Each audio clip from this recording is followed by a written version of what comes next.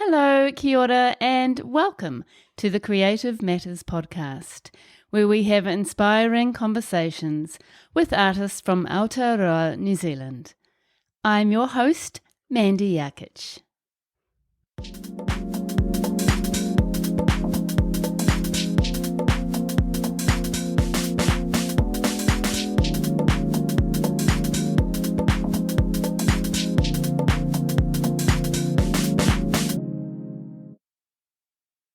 This episode is very kindly brought to you by the Frame Workshop and Gallery, Auckland's art and custom framing specialists.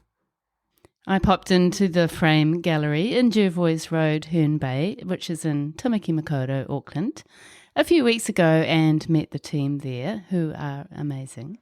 The gallery is a really beautiful, light-filled space with a very expertly curated collection of beautiful New Zealand art. The Frame Workshop team has over 50 years of combined experience working with artists, galleries and customers across New Zealand. They have two handy locations, their Herne Bay Gallery and their Onehunga Workshop, where the framing magic happens. Ngā mihi, thank you so very much to the Frame Gallery and Workshop for your support. Now to episode 119 with Robyn Fleet. Robyn Fleet is a painter from the Hawke's Bay. Her paintings capture the essence of human experiences and our deep connections to the environment. Robyn is obsessed with the materiality of paint itself and all its possibilities. A common thread in Robyn's work is the human condition, suggesting avenues of emotion and thought, the human experience through sensations of materiality and tactility. In this episode, we have a lovely chat about the Ruahine Ranges landscape series, which helped to tell the story of an accident her father had way back in 1955 in the Ranges, which has had a big impact on Robyn.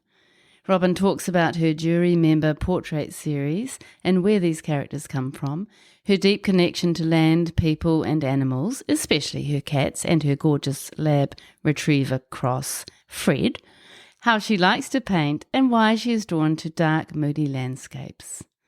She shares how caregiving gives her insight and often informs her practice.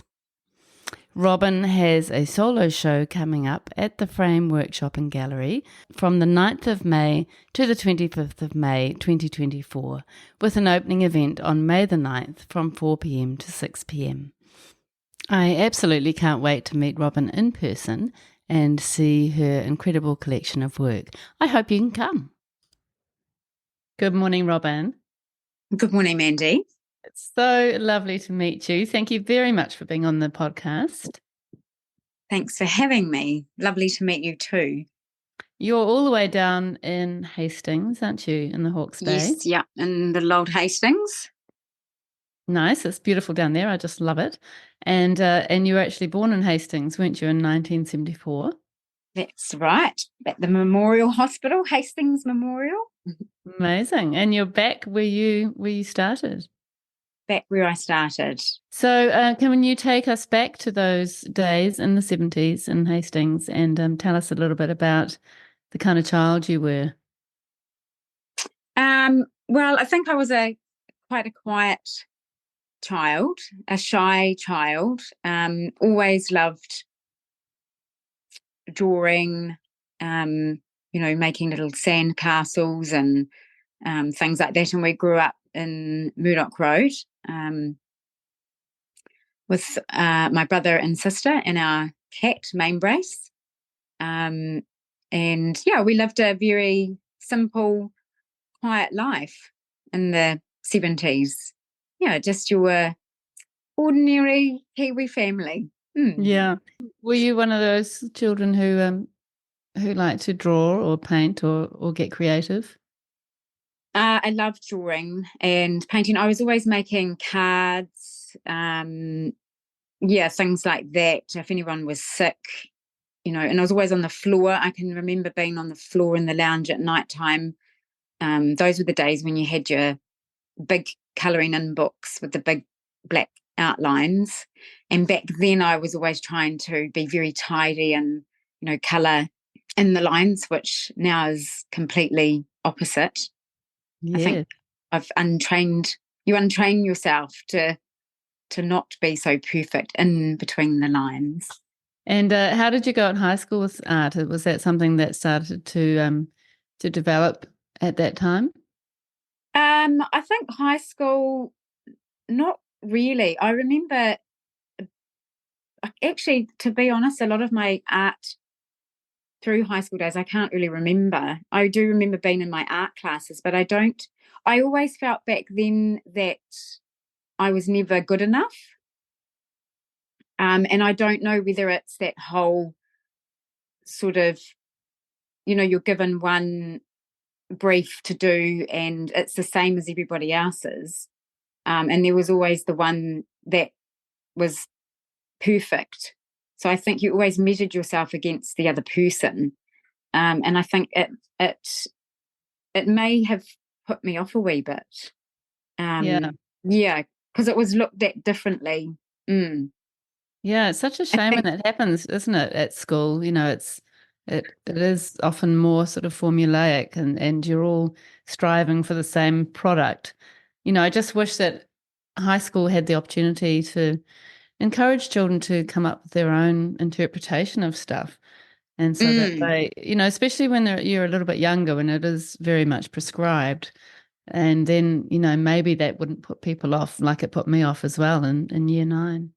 yeah, because you have that thing where you're like, oh, I can't draw like that other person. Mm, Um, so yeah, and it's not about really how good you can draw or how perfect you can make an image. It's more about how creative you can be with something and you experimenting and um, I've had children's art classes where I actually learn a lot from them now and by letting them just explore and experiment um, and which I think it helps them to critically think about things and solving problems more than making the perfect picture at yeah.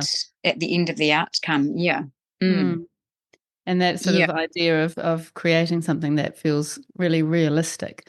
Often when you're younger, that's the thing that people judge, that's how people are sort of classed as good artists when they can make something Yes. realistic. Yeah, the same as a school board. A few conversations I've had with people at high school, they're sort of like, oh, we're so restricted in what we can do. We have to stick within the guidelines. And I know they really struggle with it because they're not really being their own true creator. Yeah, like you say, No, it's that's almost like right. prescribed. Mm. Yeah, absolutely. And those boards, I mean, I do think that they are looking at another option now for the boards, the art boards that are submitted. But it's just insane to me that it's still the same as it was when I was at school. Mm. There's still the three sides, the three boards that sort of go together and you're restricted to sort of fit something into that rather than thinking about, installation art or sculpture or, other things that could be photographed and then included. It just feels, yeah, it feels quite narrow. Mm. Very, yeah. There's not a lot of room to explore. Mm. No, no. Yeah. So anyway, enough of high school. Let's hear about what you did after that. Where did you go and what were you hoping for at that stage?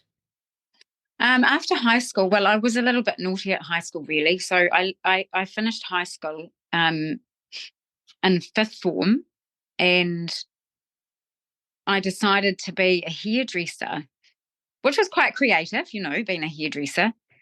But I quickly found out that that wasn't really for me. Um, so I moved on from that, and I think I then became an aerobics instructor.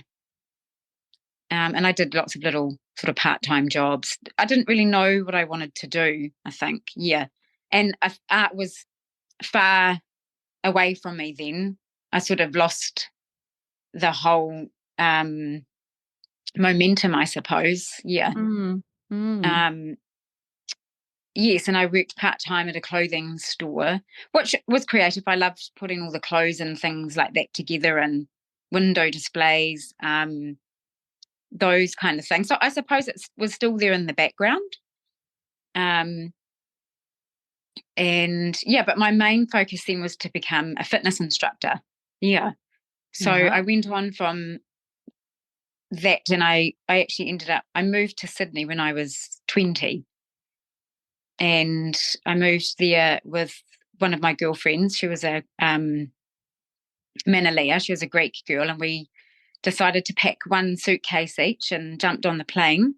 She's still there, nearly 30 years later, um, and we just decided to explore Sydney together. And still from there, I then went into um, office work, which I think I landed in office work. I started working at Governor Phillip Tower um, as a concierge. And from there, I then got into doing reception work. But I don't ever really think that it was me. And I think that actually comes out a lot in my work today is over the years and in my time of working as a receptionist or a personal assistant, I always lacked attention to detail. And I think it actually does come through in my work. I'm always removing the detail.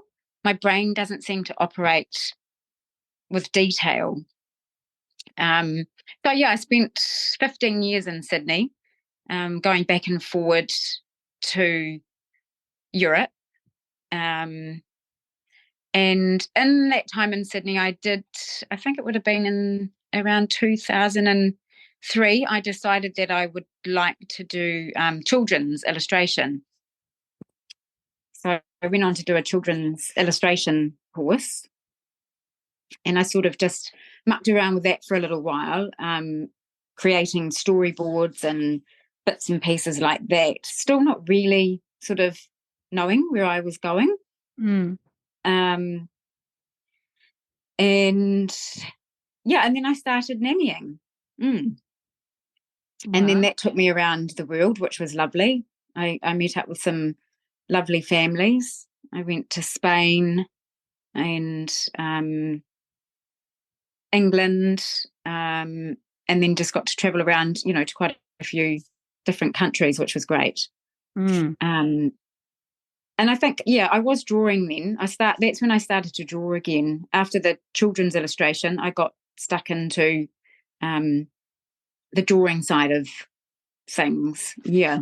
Mm. Well, it's interesting, isn't it? How your path can go. Were you kind of feeling like it was something that you wanted to return to sometime, or were you just doing a travel thing and you'd kind of left it behind? I think it was always there in the back of my mind that I wanted to be an artist. It's amazing that you had that feeling when you didn't really find success at high school. What was it that do you think that made you feel like you wanted to return to that or to become an artist?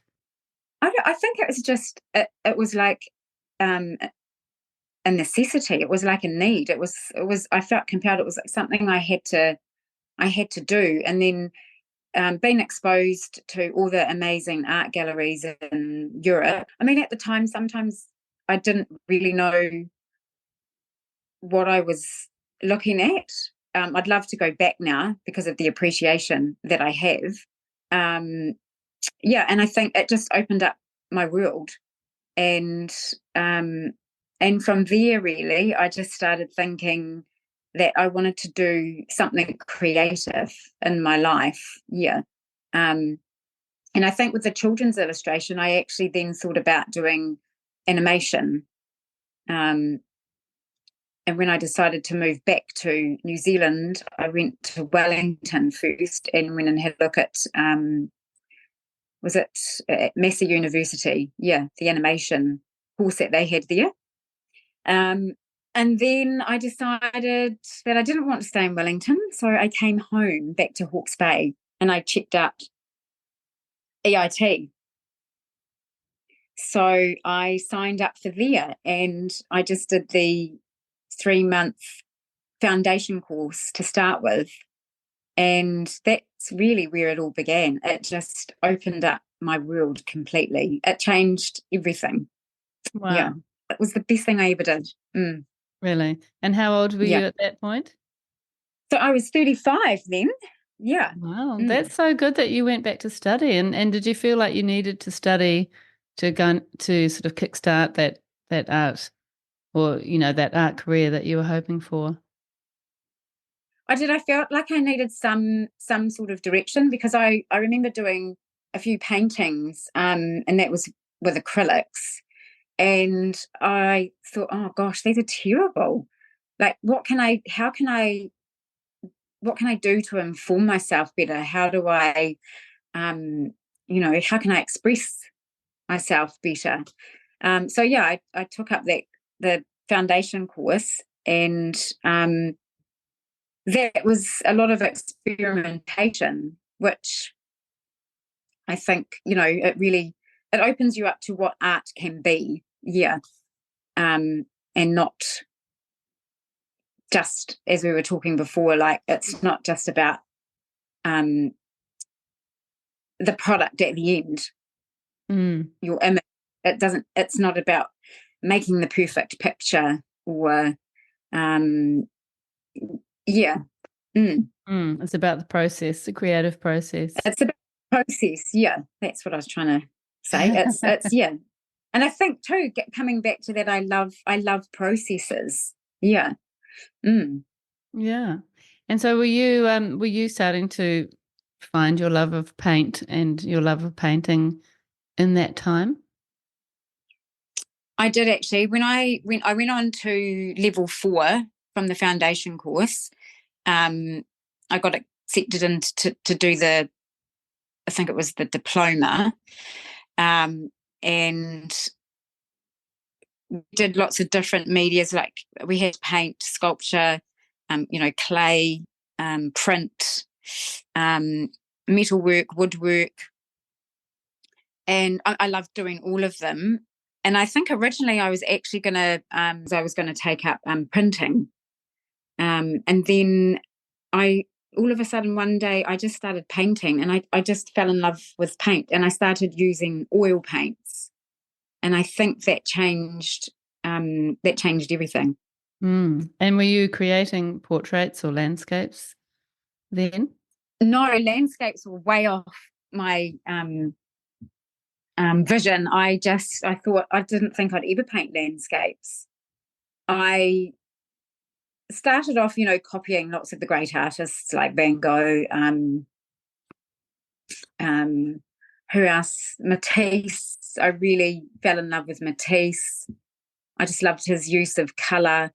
Um, and so I would sort of recreate those. And then I think was it at the end of level 4, or it might have been 5, that I started to break out into finally, researching my own way of painting. And I think it was a set of chairs that I decided to do.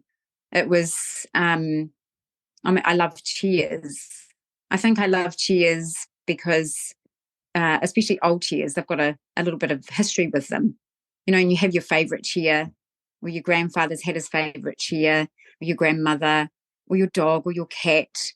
So I did a little series of chairs. Yeah, I was pretty proud of those. And then it was, I think, learning to research did help inform my work as well. Learning to research other artists. All of that side. Yeah, it did deepen my work. Yeah. Yeah. And did you find that you met your community and enjoyed being with like-minded people? Loved it. It was like a family. You just bounced off each other, and Yeah. everyone was really supportive. It really was a great time, actually. So that I was didn't want to leave. in. No, I can imagine. And then that's a funny thing, isn't it? It's that sort of there's so much connection with artists and art in general at uni, and you've got this amazing community and sort of this group of people all kind of striving for the same thing, and suddenly you go out into the world and you're all alone. Mm. Yeah, and then there's nothing sometimes. Yeah. Yeah, so it was really scary leaving there. And the last year of studying was my best year. And I think that was really my breakthrough in that year. I started well, I really started researching through my materials, which was my paint. I just, tried all sorts of different ways. Um, and then sometimes it wouldn't be until after I'd actually explored and painted the image. And then one of the tutors would come in and say, "Oh my gosh, that's like a fresco." And then I got really obsessed with excavating and archaeology and stuff like that, and started researching, Mount Vesuvius um, and how the city was buried, Pompeii, and all the old frescoes that were discovered. And I started to use that was I was influenced by that, and I used a lot of the hypothetically speaking, the excavating methods. I'd scratch back through all my paints, and it was like rediscovering. Beautiful. And did you feel like that was when your style that you have now that was starting to develop then? Yes, yeah, definitely. I think it was really my way of using the paint. I started to develop this real obsession with um, the paint itself, and just what you could actually do with it, um, the fluidity of it. Just yeah, it was really about trying to keep the paint alive. Mm. Because I used to do quite large abstract works um, that were sort of not blocks of colour. They always had quite a bit of movement in them. My work's gone a lot darker now, but yeah, I really enjoyed using the large painting on a large scale, because it was like a whole bodily experience, Mm. and a little bit like who I've just started looking at her work again, which I think is actually incredible. Is Grace Wright, who it's just how she's using her large scale works. It's the light, and it's about having the viewers having an experience with the work. Yeah. Mm. Yeah, Uh, and your work's very much like that now, I'd say. So what did you do okay. after university? That was about sort of what, nearly 15 years ago, wasn't it? What did you do when you came out of studying? Fortunately, the last year I think I was studying, I got a job working at Paperworks Gallery, which was fantastic for me. So I really just concentrated on my work. I didn't stop when I left university. I just kept going, and I think working at Paperworks, Annabelle, she has been such a great support to me. So working there helped influence my work as well, and it helped being around other artists, and just being in that feeling of not leaving university and then just going, okay, well, what now? How do I keep painting without someone around me critiquing, that constructive criticism that was really vital for your work. You always need a second pair, third, fourth pair of eyes, because when you're painting, sometimes you're in it so much that you can't see what you're doing anymore. Mm. And was Um, Paperworks Gallery a local gallery in Hastings? so it was in Napier. Napier. Yeah. You still show your work there now? I still show my work there, and I still work out there every now and then. Yeah. And I think it was, when people would come in and I would be able to talk about all the other artists that were there. It helped keep me connected and informed. And I think it helped me keep doing my work. Yeah. Were you working full time there or part time and part time? Just part time, yeah. And I was also looking after not my children, but my friends' children, 4 children. Yeah. So I worked part time as a nanny. That's so great. Yeah. Yeah, brilliant. Yeah. It's a good way to come out, isn't it, when you have that sort of backup financially, so it's not putting quite so much pressure on, on selling your work. So how did you go with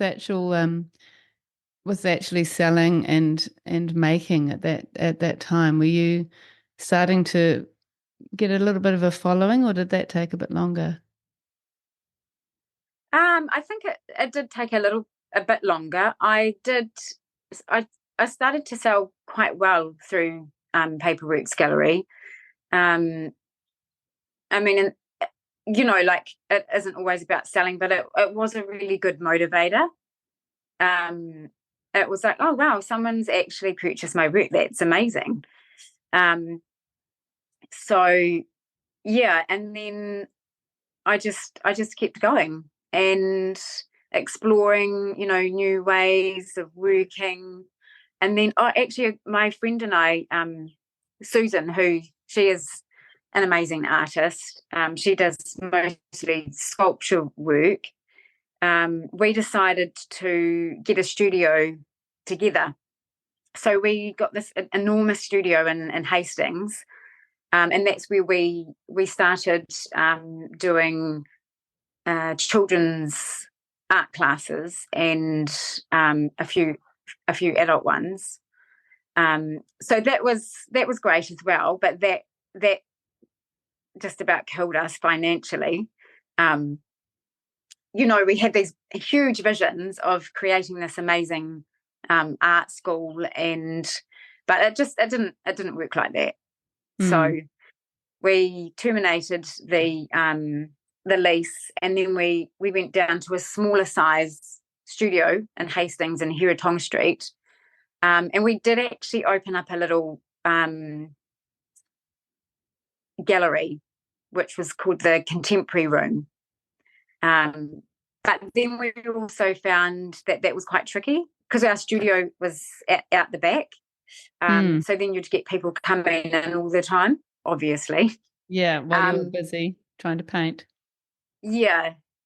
And so it worked, but just a bit tricky. Yeah. Yeah. Was it your work and Susan's work in the gallery, or were you showing other local artists as well? I think we had a couple of other people in there. Yeah. We did do one exhibition in there. And Susan and I, we had an exhibition together, which was actually quite successful. But I think, again, it was just, the financial side of things. Yeah, it was, there was a lot of pressure. And I was working as a nanny, and I also had part-time work at the art shop, at the fine art shop. Yeah. Oh, wow. Just around the corner. Yeah. Yeah. So is that something, I mean, we'll get on to talking about your practice and process obviously shortly, but is that something that you've done all the way through and are still doing now, is to have part-time work on the side? Yes, I did take a year off. Last year. No, the year before. I decided that I'd try and go full time because I think it was that whole COVID bubble. People were just buying artwork left, right, and centre. It was crazy, actually. And then I decided to go full time. But then there was that pressure of having to make money from your art all the time. And I didn't actually like it. And I did feel a bit isolated. And I felt like, I wanted my work to be authentic. And then I felt like I was just having to paint to sell. And I thought, oh, this is horrible. This is just not who I am. And I missed, interacting with people. So I went back to my part-time work as a caregiver. Mm. Yeah, Mm. for the Oh, yeah, which I love. that's interesting. Yeah, and it's great that you gave that a go, and it's sort of maybe the balance wasn't quite right for you. It's quite a No, different way of working in a way. So now you look after elderly people. That's part of your caregiving role. yes, yeah. So they, I mean, they inform my work as well now. I don't see them. I don't see them as old. I end up building these beautiful relationships with them. I mean, it's more companionship. I have done a bit of palliative care and stuff like that, um, which it does. Yeah, it informs my work. It well, it's just the fragility of life, really. Mm. And we just. I don't want to sound too cliche, but it really is a gift. All we've got is, you know, what we've got in front of us. Um, and I just love to make our vintage people, they are still a part of society and they still have so much to add to it. Yes. Yeah. And Yeah, it makes absolutely. me sad if, sometimes they sort of get a little bit left behind because they're old, you know, Mm. they've got so much to give still. That's Mm. right. Yeah, it's a Yeah. shame in our sort of Western culture that the we don't really place value on the elderly like some European cultures, and yeah, it's a shame. It's a big shame. But that's lovely. I mean, you're obviously a person who likes to care for people and care for animals. You've got that sort of real nurturing side. And I guess working with older people, you're interested in their memories and their experiences and um, their well-being and what makes them who they are. And that very much comes Mm. through your practice, doesn't it? Yes. Yeah, it does actually. And I think even back to when I was a little girl, I was just having this conversation the other day with a friend that I always loved visiting the elderly. Like I loved sitting in their homes, and there's always that certain smell, and um, it's it's down to the little biscuit tin that they've had, for 50 years, and yeah, learning just and listening to them talk about their lives, which they love doing. Mm. Yeah, Yeah, it is a and you gift. learn so much from them. Yeah, absolutely. So let's start talking about your practice. Could you describe your paintings for us, Robyn? And imagine if we had never seen your paintings before, how would you describe them? That's something I always find challenging. How do I describe my paintings? I think, well, they're built in layers of paint, which sort of act like, yeah, like we are built in layers of memory and events and experiences. Um, yeah, so I love to have feelings, not feelings, feeling in my work. Um, and I think I like it, for the viewer to make up their own mind, obviously, of how it moves them. But I also like there to be a little bit of familiarity, because I think it does help people connect with your work sometimes when there's just something a little bit familiar. Um, yeah, it's hard to describe. Mm. Mm, And yeah. your practice seems to be made up of sort of almost different um, parts. You've got the portrait work that you do, and then your landscapes. And some of your landscapes are very moody and dark, and some of your landscapes are quite sort of open and feel more like sort of rebirth and using much lighter colors and that kind of thing. And then you've also got cloudscapes. And then you do look into sort of animals and, birds and dogs and cats and that kind of thing as well. So in some ways you've got these sort of subcategories, haven't you? And then they all kind of connect through your love of paint. Yes, yeah. It's interesting that actually, because when I first started painting and when I left studying, you always had that thing in mind, oh, you have to keep painting the same, not the same way, how do I explain it? Same things. The same thing over and over again. And I thought, I tried to do that. And because I sort of thought, no, I must, keep doing what is suggested to do, because it makes you look more professional. Like if you've got a body of work that the style is the same. And I think I don't really have a style as such, but I use my paint in a certain way. Yeah. Yeah, definitely. Yeah. And Yeah. the category sort of within each part of your practice, I feel like you can really tell it's your work. Like the portraits, for example, are very much connected. They feel like they're from the same artist, even though they might be all slightly different or coming from a different viewpoint. Yeah. Yeah, and I was always really scared to do that. And then one day I was just like, oh, do you know what? I actually don't care anymore. I just want to paint what I feel and what's around me, and what's important to me. And yeah, so then I just thought, oh, well, they're there and I really can't explain it. Yeah, but that's what you had to do, and you've done that so Yeah, well. So let's start yeah. talking, sort of diving a little bit deeper into some of your different series. Your Ruahine series, which was inspired by an experience your dad had in 1955. And it's really interesting to see that you keep returning to this, and you've done sort of a number of series that respond to that experience. So can you tell us about the experience he had and then how you've responded to that through your work?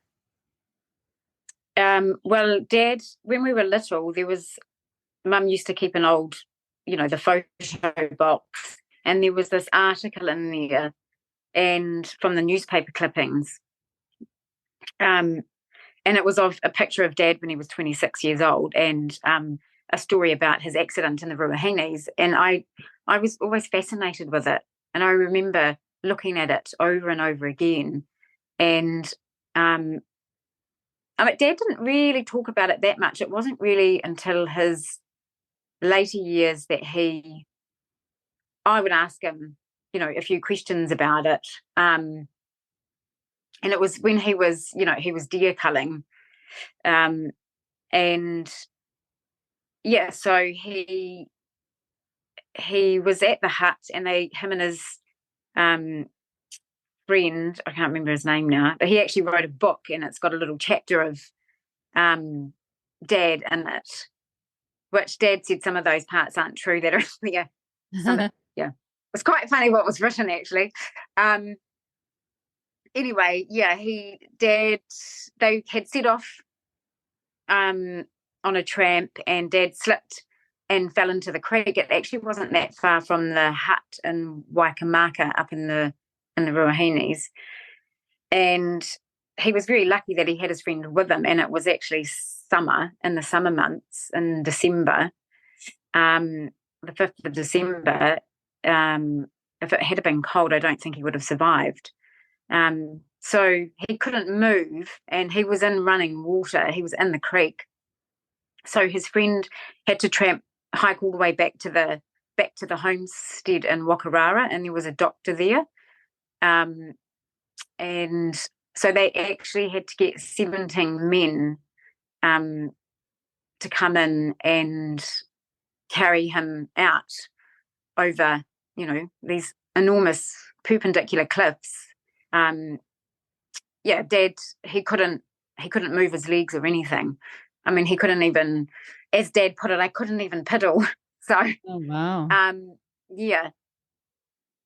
So they carried him out, and then he ended up in the Waipakarau hospital for some time, and he'd actually broken his back. But yeah, he recovered, and he always ended up with a bit of, arthritis in it. But he could walk again. He was totally fine.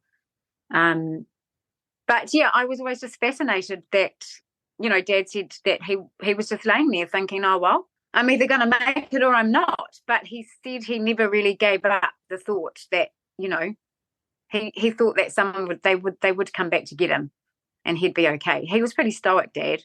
Because the Ruahines, the weather can change very quickly. Yes, I took a trip there. I mean, it wasn't into where Dad was. I'd love to go back there. But it was just incredible, watching the changing skies, the cloudscapes. So that's definitely influenced my landscape work, because before I always used to say, I'm never doing landscapes. So you never say never. I think it makes me feel, I feel it kind of keeps my relationship with my dad. Yeah, it makes me feel close to him when I'm painting them. Yeah, I can imagine. Yeah. And he was alive. He died 7 years ago, didn't he? Yes, yeah. He was alive when you were making those paintings? No, he didn't get to see those. So actually, like, very proud, and just, because he was always a constant actually in my years of studying. Dad, he was always there, and he was always encouraging me. Yeah, the same. Mum and my parents both were always encouraging and supportive of it, which was amazing. Yeah. That's so beautiful. And I was a grown lady then. I was 35. So yeah. Oh, how amazing! And you title the a lot of those paintings in a way that sort of gives us a little bit of an insight to that journey that he had over those 3 days in the creek. And how do you actually think through that, or how do you organise what you're trying to communicate?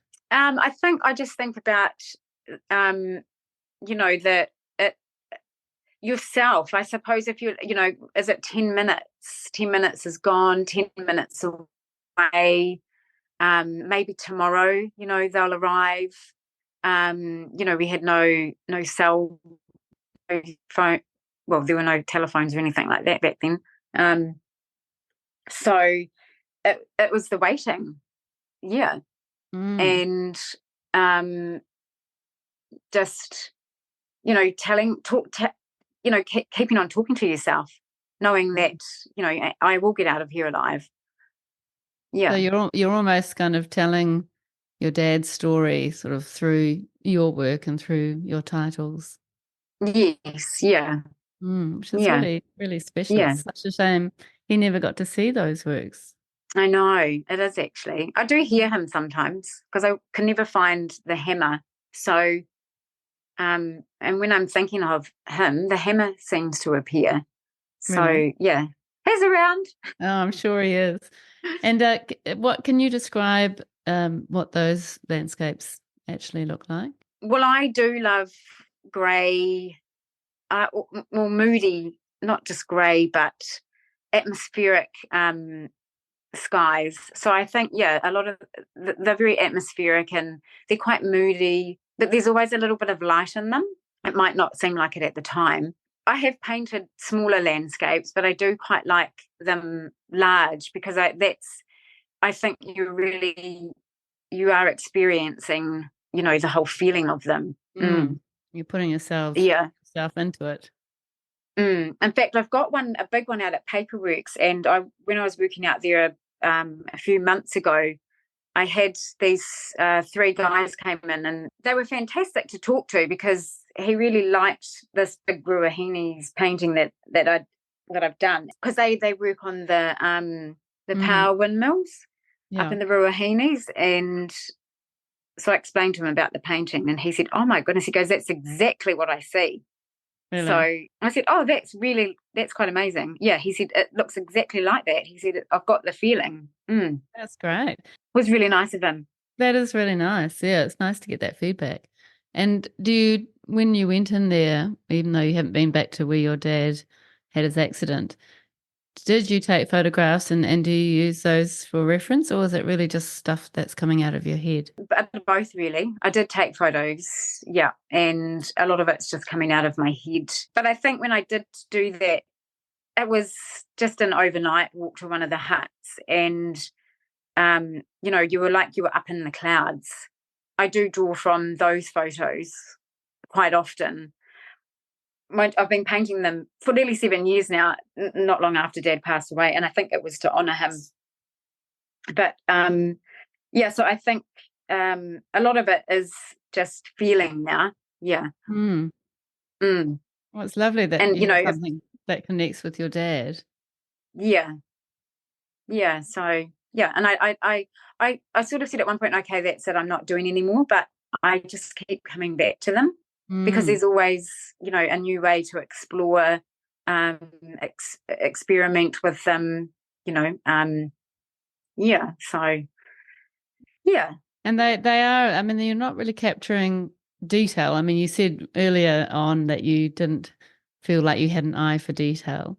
And these No. paintings they're very big shapes and sort of they almost have an abstract feeling about them, don't they? But you're not Mm. actually drawing in trees or anything like that. So it's got a simplicity about it, but a real depth and power. Why do you think you like to work like that? It's hard to explain, really. Sometimes it really just comes out at the end of the brush, or it just comes out. Yeah, and I do. I love to paint in a large scale. Although the last ones that I have finished, I was like, I think I'm getting too old now. That's quite exhausting, actually. Yeah, Yeah, and some of your yeah. works are really massive.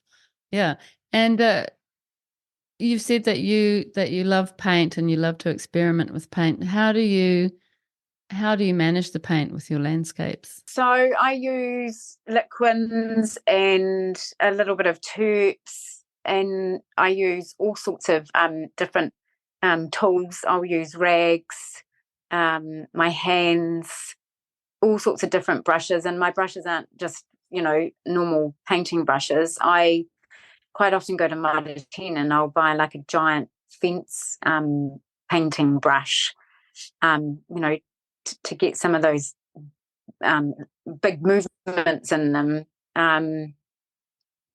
So a lot of my paintbrushes come from Martin or a hardware store.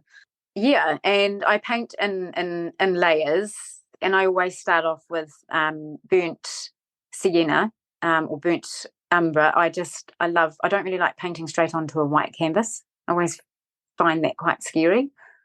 And the burnt sienna just gives it that warmth, and it really helps the beginning of my work.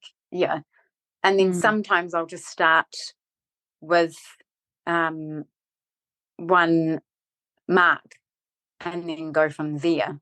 Yeah. And have you got in your And mind then what do you have in your mind what you're wanting to create, and do you do any drawing at all, or do you just kind of get into it?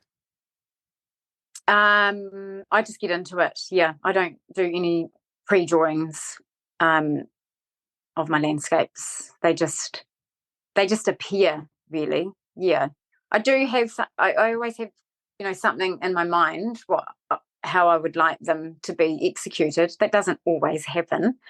Um, but that's the beauty of it as well. There's that spontaneity, and a lot um, of the mark makings that are in them are actually, there by chance, Mm. which is quite nice, actually. Yeah. Yeah, I love that. And I love Um, that the painting that has a little green, so like an almost fluorescent green line across on top of the sort of the darkness, which the seems, darkness. Yeah. yeah, I love that one. That's really beautiful. And you're using a lot of dark colors, and sometimes it feels almost quite black. What colors are you actually using, and why do you like to make your paintings so moody? I think my partner always says that I'm the least romantic person, but I love that for me there's a difference. I love the old world, the romantic romanticism side of things. Yeah, like I love, candles, and I love a little bit of mystery.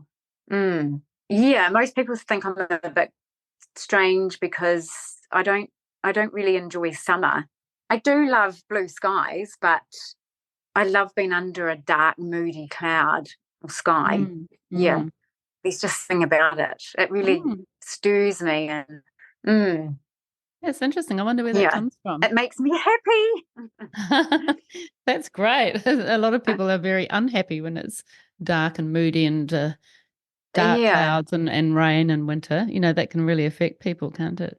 Good. because you're living by the beach, aren't you? So you must get some beautiful stormy, because you're quite tropical up your way, isn't it? Yeah, it is. It's And very tropical. We're quite subtropical, and where I live, it's just on a very sheltered ridge at Muriwai Beach.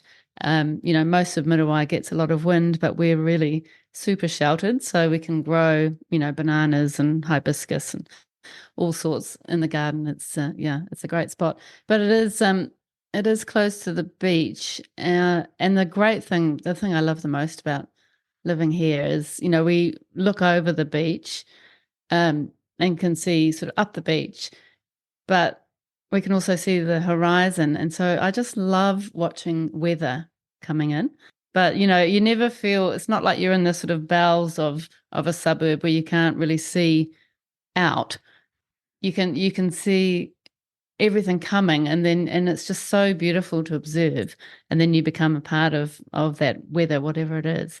And yeah, it just brings another beauty to weather in some ways. Instead of it just like, mm, oh, it's raining, it's actually like, yeah, there's a lot around that sort of mm, artistically as well in some ways. yeah, Yeah. And how yeah. what do you think sort of got you focusing on more just the cloudscapes as well, away from the landscapes? I do. I love watching clouds. Yeah. Sometimes when I'm driving, I've got to be careful. Um, Especially a couple of years ago, I had a client in Puketapu, and on my way out there, because I start quite early, I'd have to get up at 5:30, and um, the drive out there, the cloudscapes were incredible. And driving into the back of the hills of Puketap, yeah, I'd have to be careful that I didn't like go up somebody's backside. um, yeah, I love to watch clouds. Yeah, Mm. And I just find them interesting. do you take photographs and sort of store them I away do. for when you want to respond? Yes, yeah. I'll have a look through, and it'll just spark something, and yeah, and then I can use that as a reference, and build on that. I did go through a stage of painting quite pinky clouds. Yeah, at one point, because I was Mm. I was just drawn to the that whole pink cloud, and um yeah, so that I did quite a few of those, but that's yeah. What's your Yeah. secret? Just sticking on the clouds idea for a second. What's your secret to creating a beautiful cloud out of paint? I think it's just the feeling that you have when you're painting them. And yeah, like they just come out of the end of the brush, really. Mm. um yeah, I think it's both, your head and your um heart that make them work. Yeah. Yeah. And then you have the portraits. So you've done various series of portraits over the years. And the most recent one is the jury member series. Is that right? Yes. Yeah. Yeah. How did that come That about? I was called up for jury service, and I've always loved watching crime um movies, series, or um I don't know. I've just always loved the jury room for some reason, and I just always found it quite fascinating. With we're just all ordinary people, which I know is what you need on a jury. And I got called up, and I was in this room with all these people, and I was really excited that my number got called out, because I really wanted to go through, and it was also because of the process. I wanted to see the process of everything. And then I was really disappointed because they called to say that the case had resolved itself. Um, so that was the end of that. And then I started watching this series. I can't remember the name of it. I think Sam Neill was in it. It was an Australian program on the jury members. It was so good. It was just really interesting seeing all the different jury members and just focusing in on their lives and how you know we all have some sort of dysfunctional part of us, like just made us, just makes you all human, I suppose. Yeah. Yeah, that's how the jury members sort of came around. And then I love creating fictitious characters. And then, like I actually start feeling like I have a relationship with them. It's like I actually know them after I've painted them. And I felt like, I've created this friendship with a painting. That's amazing. Um, And were you yeah. actually taking what some of these people looked like, or were you just imagining the different types of people that could become a part of a jury? I think I was just imagining, really, Mm, who could become part of the jury. Just your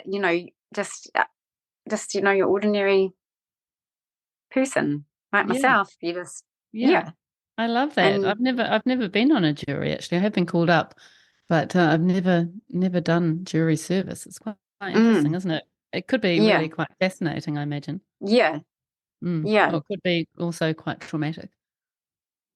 Could be traumatic. I do know people that have been on it, and a lot of them have actually felt like they couldn't keep going. It was too traumatic for them. Yeah, I can So I imagine. don't know how I would feel. Yeah, but Yeah, I guess it yeah. depends on the case. And so those paintings, they very much feel like the same series. Each painting has a sort of similarity. They all feel very connected. Can you describe Mm. what those portraits look like? So they are faceless. Obviously, there's no detail in the faces because I like the ambiguity around them. They're sort of a bit more fun, I would say. Yeah, but I've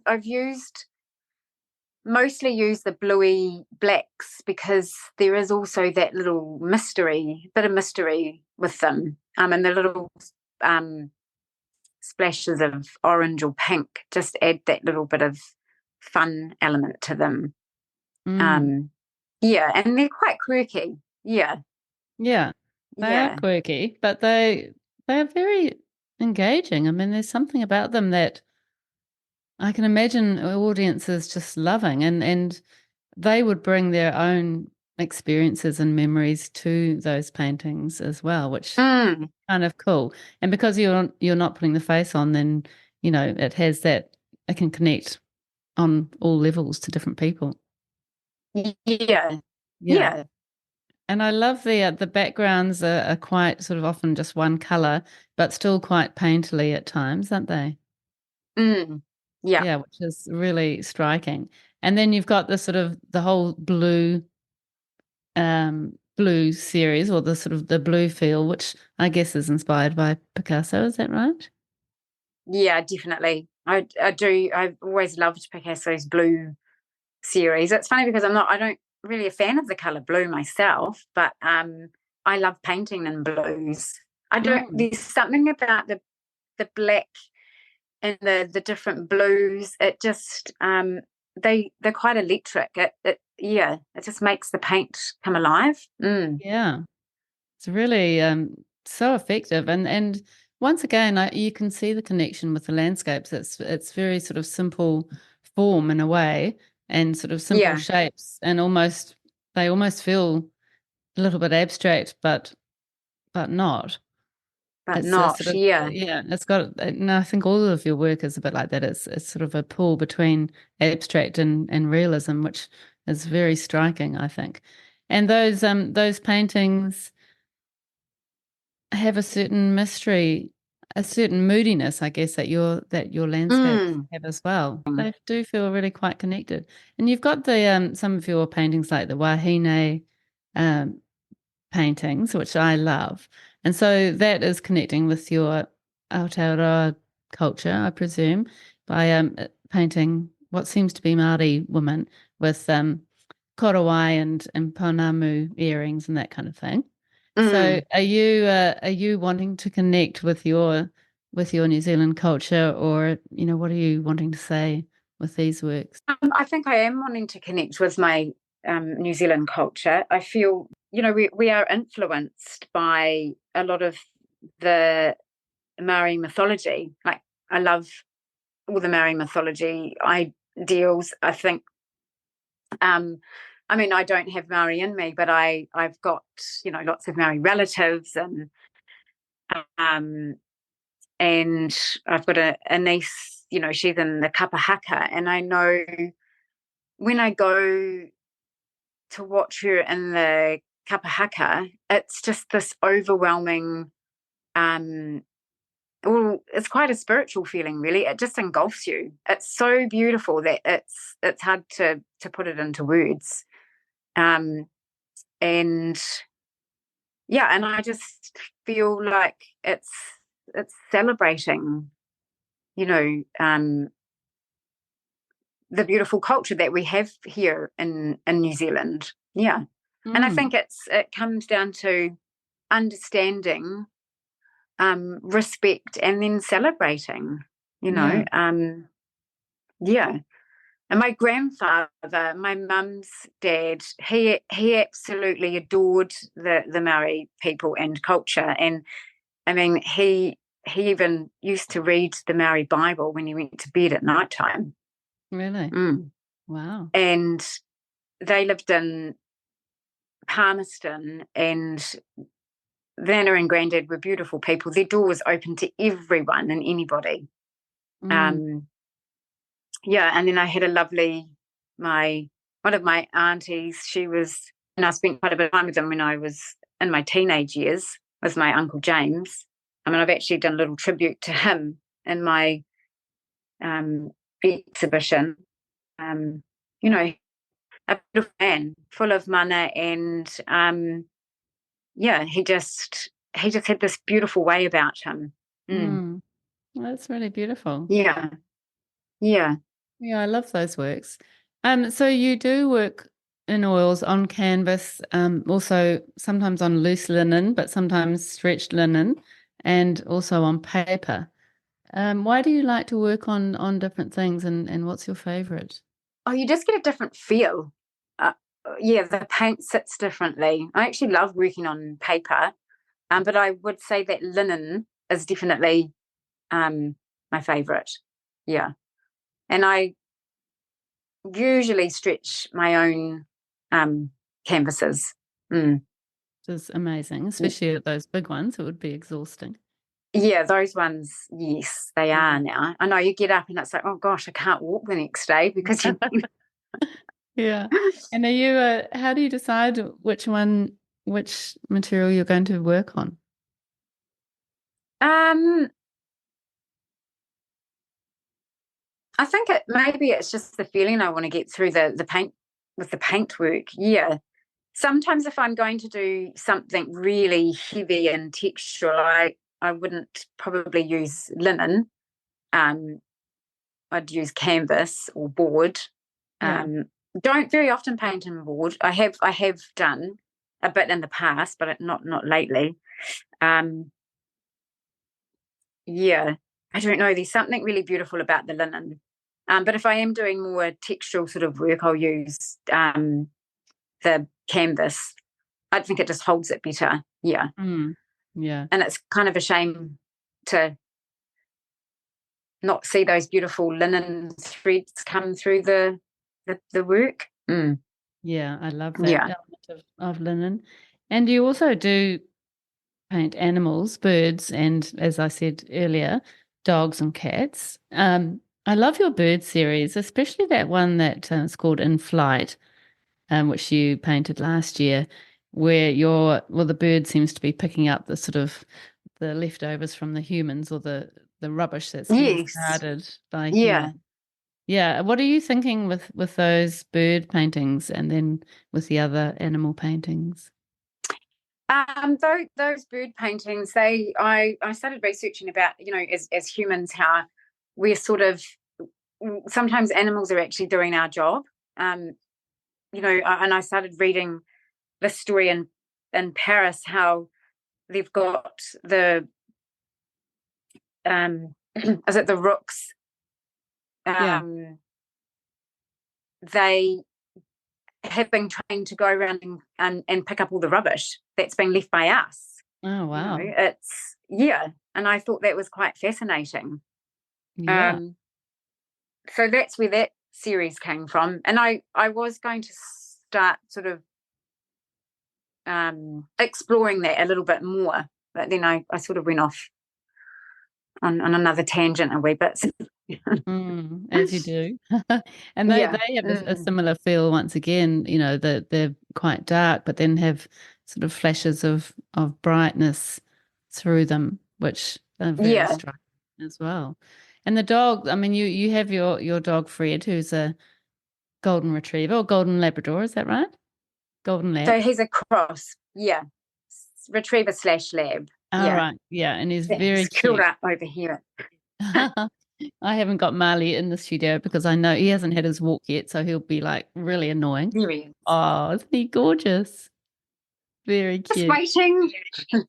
It's so sweet. So he does appear quite a bit in your paintings too, doesn't he? He sure does. So something very exciting coming up, Robyn, is your very first solo show, and that is in Auckland in Tamaki Makaurau at the Frame Workshop and Gallery, which is in Herne Bay in Jervois Road. And that is called Inside Outside, and it starts on the 9th of May 2024 and goes for 2 weeks. So can you tell us all about how you came to work with the frame and what this show is going to be all about? Actually, the Zakaya contacted me and asked if I would be interested in showing some of my works there, and she loved the animal people works that I was doing at the time. And so then I did a few of those for her, and then I started on the jury service, and they got sent up to Auckland, and they did really well. So that was a good response from those. And then that was like a smaller show last year, wasn't it? Well, I don't even know if it was a show really. I think, yeah, she just asked for a few smaller works, and then I just made them into a series. Mm-hmm. And then in September last year, I took some other works up to her, and then she actually asked if I would like to have a show, a solo show. And at first I said not really, because I just thought, oh, it's so overwhelming. And then I thought, oh, it's the pressure, and then I don't paint so well. And then I thought about it for a little while, and I thought, oh, maybe I should. It would be good for me to do it. And then I was just trying to work out a way to pull everything together and sort of make it cohesive. So then I started thinking about all my works and how can I pull it together. And then it was like, well, actually, this is who I am. This is my identity. All these things are making me who I am today. Yeah, and I think sometimes your identity can change, throughout your life with different experiences. And yeah, but for now, it's made me who I am. Is the connections I have with the land, the animals, and our people. Well, Inside Outside was really more about, so we have our tangata whenua, which is more of the inside, and then we have lots of outside, like myself, coming in, even though we're 4 generations in, it was, more about celebrating, being from outside, but then you are inside, if that makes sense. Like just all coming together and celebrating each other for who we are, and who do you think you might be? What makes you who you are as a person? Yeah. That's beautiful. So what would Yeah. we expect to see in this show? So you'll see some landscapes, some large scale landscapes that one has been dedicated to all the people that you may have lost along the way in your life. It's and loving memory. In fact, I think that's one of my favorite ones. It's about even though we've lost those people, they still, they have shaped us, and they still shape us today. They're not here. Yeah, you can still have a relationship with them. I suppose it's about death, really. It's even though someone's physically not here, you can still celebrate them by keeping them alive and talking about them. Yeah, totally. Yeah. Yeah. Yeah. Yeah, and I think too, I think mum has had just lost quite a few people last year, and she woke up and she said, I can't believe how many people have died. And she said, I can't get it out of my mind. And I think she was feeling a little bit low. Just yeah. And yeah, I just said to mum, you're allowed to feel like that. It's okay to feel sad, And I actually can't imagine how that would be when friends start dying just because you're all older. I think that would be really tough. I mean, I'm going through that at the moment with my friends' parents dying all over the place. They're reaching their sort of 80s and 90s, and they're coming to the end of their life, which is how life works. But it is the cycle. hard. Yeah. And it's a strange thing. And I honestly hate the thought of my friends dropping off one by one. It can be a very strange feeling. It's even that a lot of my clients that I work very closely with, my vintage people, I've just lost 1, 2, 4 of them. And even though you're not family, but sometimes the families, they treat you like your family. It's a really it's quite a beautiful time. But then when they actually pass away, you're left to grieve by yourself a little bit, because you're not really family. Do you know what I mean? It's quite hard to explain. Yeah. So I think a lot of that's come into those works as well. The little waka waka and the little landscape with the cross, it's a diptych, is as a tribute to all that we have lost as well. And it's that lovely Maori mythology around the waka waka coming in to sort of let you know. And in fact, when I was painting in my studio, I had this waka waka. He kept coming in, like, I don't know, 3 days in a row. And I was actually painting Mum's next door neighbour. Well, I was thinking about her, and this painting that I had started off as Mum morphed into Teresa, was actually her name, the nun. And she was this beautiful woman. Yeah, and the waka waka had come in, and I'd started painting her. And then Mum actually called to say that she passed away. Really? So a couple of days ago. Yeah. Wow. Are you having some of your portraits in this exhibition as well? Yes, I've got plenty of those in there, actually. I've got 12 of more sort of like the jury service members, but they're really more like our visitors, and people from different countries coming to live in New Zealand. And you'll also see a boat, and it's actually, it's not a waka, it is just a vessel that at some point we all came by boat. So that's that sort of symbolic idea around those. And I've got 4 larger portraits, which 2 are actually, I've had a friendship with these 2 beautiful friends of mine for 30 something years. And it's just celebrating my friendships with different cultures.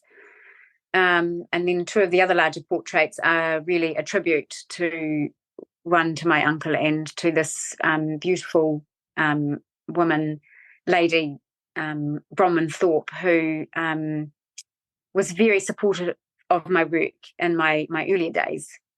So I quite often think about her when I'm painting, actually. Yeah. Wow. That's cool. It Yeah. sounds like a really personal show. It is quite personal, and it's also, it's just hoping other people can get something, well, the familiarity of everything, like we talked about before. And it's not really about death, but it's hard to explain, really. It's about life in a way, It's about life, yeah. which Pretty includes death. Yeah, well, I always birth, death is as natural as birth, isn't it? But we always seem to be a little bit more scared of death. I don't even know if it's the death itself that happens. I think it's more we're scared of living without that person, our constant that's always been there. And I suppose it's adjusting, isn't it? And I really don't like it when people say, "Oh, well, you just have to get over." No, I And don't it's think like, you ever well, get over it. You don't get over it. You learn to live a new way, I think. Yeah.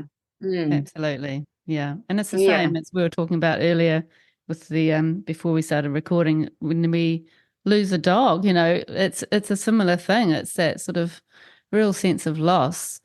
And sort of it's almost like you have to live your life in a slightly different way when you've lost a companion. Oh, Yeah. absolutely. Yeah. Yeah.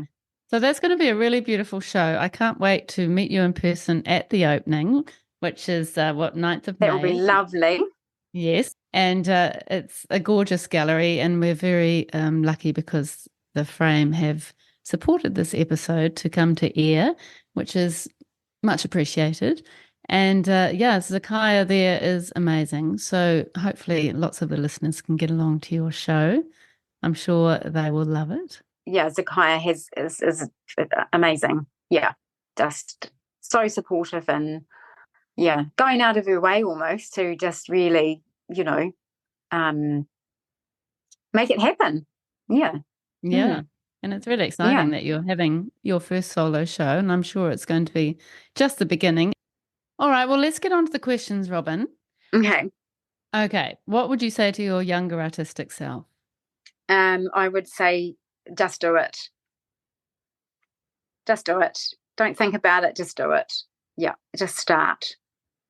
And what artists do you love and maybe inform your work? I love William Turner, and I think I love him because they're quite dissolved and there's not a lot of detail in them, but you get this really atmospheric, beautiful feeling from them. And I have always loved Van Gogh. Yes. I just love the way he used his paint.